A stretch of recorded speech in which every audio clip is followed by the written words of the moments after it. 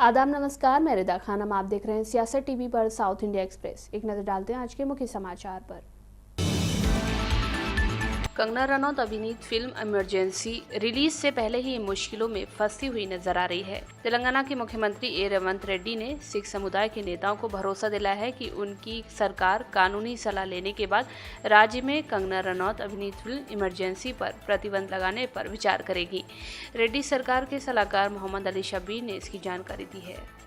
Sikh community Telangana के तमाम गुरुद्वारों के जिम्मेदारान और यहाँ वो सोसाइटी के president Tej Dev Kaur IPS and additional director general police retired के क़यादत में वो लोग हमारे पास आए और रिप्रेजेंटेशन दिए कि हम आबादी में 2% है, लेकिन हम फौज में 12% है। तो हम इस मुल्क के सरहदों की रक्षा करने वाले लोग हैं। आज़ादी में भी हमने 83-84% लोग हमारे लोग कुर्बानी दिए हैं। जलियांवाला बाग में मरने वालों की तादाद में सबसे ज़्यादा हमारा है। लेकिन इस फिल्म के अंदर कोई कनकनाला रावत वो एमपी भी बने हैं। उन्होंने इस फिल्म में हमको देशद्रोही और टेररिस्ट और खालिस्तानी इस तरीके से हम पे आरोप लगाए हैं। ये बहुत एक सिख कम्युनिटी की बेइज्जती है। आज़ादी के हीरोज़ को ये लोग आके जीरो बनाना चाह रहे, ये हमें बर्दाश्त नहीं है। आप इस फिल्म को फौरी पाबंदी लगाइए तेलंगाना में, वरना हमारे नौजवान बच्चे इसका विरोध करेंगे। तो हमने कहा तुम अभी एप्लीकेशन दिए, विरोध मत करिए और सरकार को कुछ मौका दीजिए। फिर मैंने उनका जो मेमोरेंडम था वो हम सीएम साहब को पहुंचा दिए। सीएम साहब ने कहा सुप्रीम कोर्ट की फटकार के बाद तेलंगाना के मुख्यमंत्री रेवंत रेड्डी ने सफाई दी है। उन्होंने कहा कि भारतीय न्यायपालिका पर मैं पूरा भरोसा रखता हूं। मैं भारतीय न्यायपालिका का सम्मान करता हूं। मैं समझता हूं कि 29 अगस्त को मीडिया में मेरे आए बयान से ऐसा लगा कि मैं माननीय न्यायालय पर सवाल उठा रहा हूं। मैं दोहराता हूं कि मैं न्यायपालिका न्यायिक प्रक्रिया में दृढ़ विश्वास रखता हूं। मैं मीडिया रिपोर्ट्स में आए बयानों के लिए बिना शर्त खेद व्यक्त करता हूं। ऐसी रिपोर्टों में मेरे नाम से की गई टिप्पणियों को संदर्भ से बाहर ले जाया गया है। मेरे बयान का गलत मतलब निकाला गया है। न्यायपालिका और इसकी स्वतंत्रता के प्रति मेरे मन में पूरा सम्मान है। मैं भारत के संविधान और उसके सिद्धांतों में पूरा विश्वास रखने वाला व्यक्ति हूं। मैं न्यायपालिका का सर्वोच्च सम्मान करता हूं और करता रहूंगा। इससे पहले सुप्रीम कोर्ट ने तेलंगाना के सीएम रेवंत रेड्डी की तरफ से शीर्ष अदालत के बारे में दिए गए बयान पर कड़ी आपत्ति जताई थी। जस्टिस BR गवई की अध्यक्षता वाली सुप्रीम कोर्ट की बेंच ने सीएम रेवंत रेड्डी के बयानों की आलोचना की थी। अपनी बेटी के कविता की वापसी के बाद खुश बीआरएस प्रमुख के चंद्रशेखर राव अब लोगों के बीच जाकर कर्ज माफी को लेकर कांग्रेस सरकार पर निशाना साधने के लिए बेताब है। पार्टी नेताओं ने बताया कि केसीआर जिलों का दौरा करेंगे और उन किसानों से बात करेंगे जिन्हें कर्ज माफी का लाभ नहीं मिल पाया है। इसे कार्यकर्ताओं में आत्मविश्वास भरने के प्रयास के रूप में भी देखा जा रहा है, क्योंकि पार्टी इस समय तेलंगाना में अस्तित्व के लिए संघर्ष कर रही है। विधानसभा चुनाव में झटका झेलने वाली बीआरएस एमएलसी कविता की गिरफ्तारी से बिखर गई। पार्टी कार्यकर्ताओं में असुरक्षा की भावना है और कई लोग पार्टी से इस्तीफा देकर कांग्रेस या भाजपा में शामिल हो गए हैं।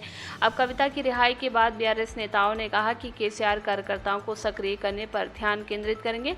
बीआरएस के एक वरिष्ठ नेता ने बताया कि पार्टी एमएलसी के जेल से लौटने में पार्टी में खुशी की लहर है और कार्यकर्ताओं में आत्मविश्वास भी भरा हुआ है। बीआरएस प्रमुख विभिन्न स्थानों पर जनसभाएं करेंगे और गांवों में नुक्कड़ सभाएं भी करेंगे, जैसा कि उन्होंने लोकसभा चुनाव के दौरान किया था।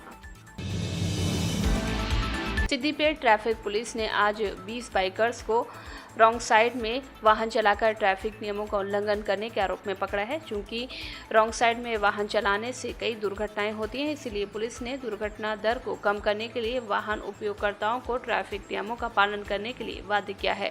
ट्रैफिक इंस्पेक्टर के प्रवीण कुमार ने उन पर 12,935 रुपये का जुर्माना भी लगाया है। इंस्पेक्टर ने उन्हें ये बताने के लिए एक पावर पॉइंट प्रेजेंटेशन आयोजित किया कि रॉन्ग साइड में वाहन चलाने से दुर्घटनाएं होती हैं। उन्होंने उन्हें वाहन चलाते समय हेलमेट पहनने के लिए भी कहा। कुडलावलेरू कॉलेज ऑफ इंजीनियरिंग में बेहद ही चौंकाने वाला मामला सामने आया। यहाँ लड़कियों के हॉस्टल के वॉशरूम में एक हिडन कैमरा मिला है। इस कैमरे से बने कुछ वीडियो कथित तौर पर छात्रों के बीच वायरल होने के बाद अब छात्रों ने विरोध प्रदर्शन शुरू कर दिया है। हिडन कैमरे के बारे में पता चलने के बाद छात्रों ने इसे लेकर पुलिस में मामला भी दर्ज कराया है, जिसके बाद पुलिस ने फाइनल ईयर के एक छात्र को हिरासत में लिया है और उससे पूछताछ की जा रही है। जानकारी के मुताबिक कॉलेज के हॉस्टल में टॉयलेट के अंदर रखा ये कैमरा एक छात्रा को मिला, जिसके बाद छात्रों ने विरोध प्रदर्शन किया और परिसर में छात्रों की सुरक्षा और गोपनीयता के बारे में गंभीर चिंता जताई है। छात्रों के मुताबिक इस हिडन कैमरे से कथित तौर पर 300 से अधिक वीडियो रिकॉर्ड किए गए हैं और कथित तौर पर इन्हें लड़कों के हॉस्टल में प्रसारित किया गया। विरोध के बीच पुलिस को मामले की सूचना दी गई। शिकायत मिलने के बाद पुलिस ने फाइनल ईयर के एक छात्र को हिरासत में लिया है। बताया जा रहा है कि कैमरा लगाने में वो शामिल था। अधिकारियों के मुताबिक छात्र की पहचान का खुलासा नहीं किया गया और आगे की जांच की जा रही है। हालांकि कॉलेज प्रशासन ने दावा किया है कि लड़कियों के हॉस्टल में कोई छिपा हुआ कैमरा नहीं मिला है। कर्नाटक वक्फ बोर्ड ने प्रस्तावित केंद्रीय वक्फ संशोधन विधेयक को स्वीकार न करने का संकल्प लिया है। वक्फ बोर्ड की प्रशासनिक समिति की बैठक में संशोधन का विरोध करते हुए एक प्रस्ताव पारित किया गया है। बैठक में अल्पसंख्यक कल्याण मंत्री जमीर अहमद खान और राज्य वक्फ बोर्ड के अध्यक्ष अनवर बादशाह भी शामिल हुए। बैठक के बाद खान और मुख्यमंत्री के राजनीतिक सचिव नसीर अहमद ने मुख्यमंत्री सिद्धरामैया को प्रस्ताव की एक प्रति सौंपी, जिसमें संशोधन का विरोध करते हुए केंद्र सरकार को पत्र लिखने का आग्रह किया गया। मंत्री कार्यालय की ओर से जारी एक बयान में कहा गया कि वक्फ बोर्ड की प्रशासनिक समिति ने फैसला किया है कि वो केंद्र द्वारा गठित संयुक्त सलाहकार समिति को कोई जानकारी नहीं देगी। बयान में कहा गया है कि उन्होंने जोर देकर कहा कि वक्फ बोर्ड एक स्वायत्त निकाय है और प्रस्तावित संशोधन समुदाय के हितों के खिलाफ है।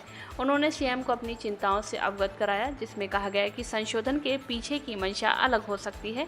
बैठक में यह भी सिफारिश की गई है कि राज्य सरकार आगामी सत्र में इसके खिलाफ एक प्रस्ताव पारित करे और इसे केंद्र को भेजे।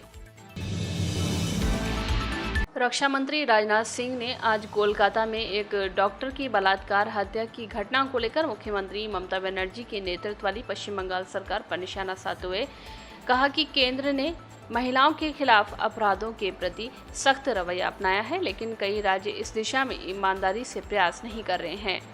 तमिलनाडु के तिरुवनंतपुरम में एक कार्यक्रम को संबोधित करते हुए उन्होंने कहा कि हमारी सरकार ने महिलाओं के खिलाफ अपराधों के प्रति सख्त रवैया अपनाया है, लेकिन कई राज्य इस दिशा में ईमानदारी से प्रयास नहीं कर रहे हैं। कोलकाता में हाल ही में हुई दिल दहला देने वाली घटना बहुत ही दुखद और शर्मनाक है। हमने बलात्कार जैसे जघन्य अपराधों के लिए मृत्यु दंड का प्रावधान करने के लिए कानून में संशोधन किया है। इस कानून को सख्ती से लागू किया जाना चाहिए। कोलकाता के आरजी कर मेडिकल कॉलेज और अस्पताल में 9 अगस्त को एक पीजी ट्रेनी डॉक्टर के कथित बलात्कार और हत्या ने विरोध प्रदर्शनों और देशव्यापी अशांति की लहर पैदा कर दी है। असम सरकार ने आज एक बड़ा फैसला सुनाया है। सरकार ने जुम्मा ब्रेक पर रोक लगा दी है। मुख्यमंत्री हेमंत बिस्वा शर्मा ने खुद ट्वीट करके इसकी जानकारी दी है। बता दें कि असम विधानसभा में हर शुक्रवार को दोपहर 12 बजे से 2 बजे तक मुस्लिम विधायकों के लिए नमाज अदा करने के लिए 2 घंटे का ब्रेक दिया जाता था। अब सरकार ने नियम बदल दिया है और आगे से शुक्रवार को कोई भी ब्रेक नहीं दिया जाएगा। ये फैसला असम विधानसभा के अध्यक्ष विश्वजीत दैमरी की अध्यक्षता में हुई एक बैठक में सर्वसम्मति से लिया गया है। इस फैसले को सभी विधायकों का समर्थन प्राप्त है। लोकसभा, राज्यसभा और अन्य राज्यों की विधानसभाओं में भी नमाज के लिए कोई ब्रेक नहीं दिया जाता है। इसीलिए असम विधानसभा के अध्यक्ष ने भी इस ब्रिटिश युग के नियम को समाप्त करने का फैसला किया है। हिंदी समाचार बस यहीं समाप्त होता है। मुझे दें इजाजत। बाकी खबरों के लिए बने रहें सियासत टीवी के साथ।